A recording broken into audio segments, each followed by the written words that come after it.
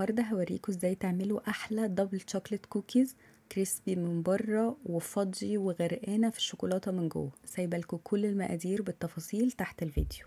اول حاجة هستخدم زبدة طرية، هزود عليها السكر الابيض السكر البني وهضربهم لحد ما يوصلوا للقوام ده. هزود عليهم البيض الفانيلا، هضرب، هزود القهوة، هخلط كل المكونات الجافة، هنزلها واضربهم لحد ما الدقيق يختفي. هزود نص الشوكليت شيبس وكده العجينة عندي جاهزة. هدخل العجينة التلاجة لمدة ساعة. بعد كده هبتدي أشكلها. وزن الكورة 45 جرام، ولو عايزين الحجم الكبير من الكوكيز بيبقى 75 جرام.